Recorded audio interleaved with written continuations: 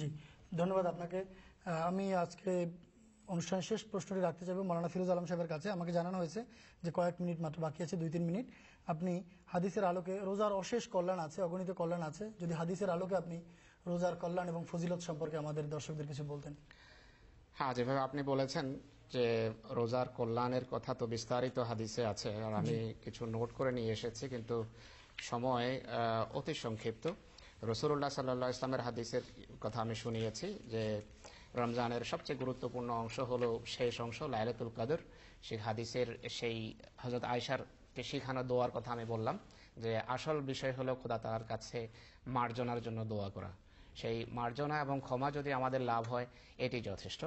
আর এই মাসকে রাসূল করিম সাল্লাল্লাহু আলাইহি ওয়াসাল্লাম রোজাদারদের সম্পর্কে বলতে গিয়ে বলেছেন যে যারা রোজা রাখে অন্যদের তুলনায় যারা রাখে না, তাদের পদমর্যাদা এত স্বতন্ত্র, এত উঁচু যে রাসূলুল্লাহ বলেছেন যে জান্নাতে প্রবেশের অনেক দ্বার আছে। সেই দ্বারগুলোর একটার নাম হলো রায়্যান। রায়্যান শব্দের অর্থ হলো পরিতৃপ্তি, প্রশান্তি। তো সেই পথে শুধু রোজাদাররা প্রবেশ করবে, অন্যরা এই পরিতৃপ্তি বা রায়্যানের যে দ্বার আছে জান্নাতে প্রবেশের, সেই দ্বার পথে আল্লাহ তাআলা অন্য কাউকে প্রবেশ করতে দেবেন না।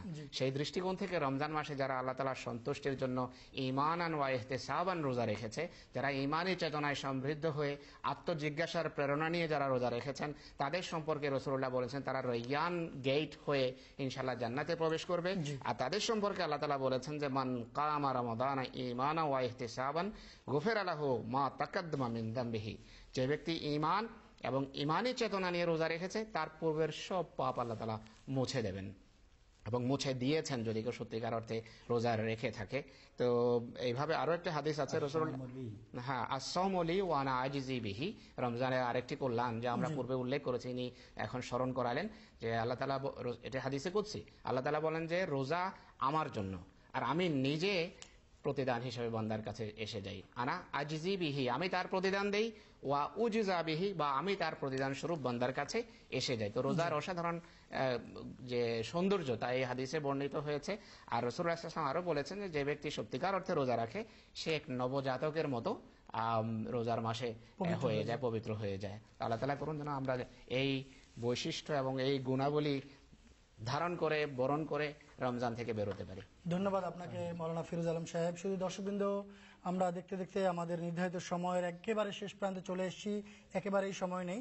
রোজা আত্মাকে পবিত্র করে এবং সত্য স্বপ্নের মাধ্যমে মানুষকে খোদার নৈকট্য প্রদান করে এই পবিত্র রমজান।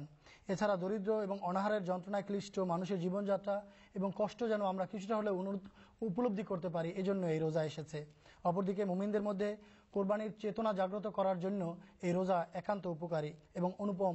এই রোজার উদ্দেশ্য একটি, প্রকৃতপক্ষে রোজা এক বরকতময় ইবাদত, যাদের জন্য রোজা ফরজ হয়েছে কিন্তু অসুস্থতা এবং সফরের কারণে রোজা রাখতে পারেননি, আপনাদের কাছে অনুরোধ, আগামী বছর রোজা আসার পূর্বে আপনারা এই রোজাটি অবশ্যই বা ভাঙা রোজাগুলো অবশ্যই রেখে নিন। আল্লাহ তাআলা আমাদের সবাইকে রোজার যে নির্দেশ তা হুবহু বা শতভাগ পালন করার তৌফিক দান করুন। প্যানেলে যারা আলোচনার জন্য উপস্থিত ছিলেন, আমরা তাদেরকে ধন্যবাদ জানিয়ে আজকের অনুষ্ঠান এখানেই শেষ করব।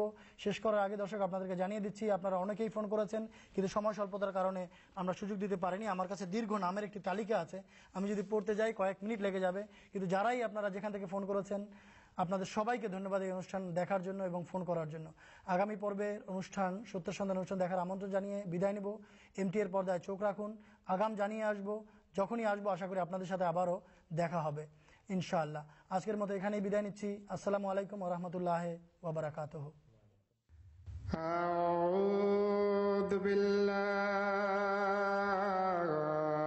মিনাশ শাইতানির রাজীম। ওয়া কুলিল হাক্কু মির রাব্বিকুম ফামান শাআ ফালইউমিন ওয়া মান শাআ ফাল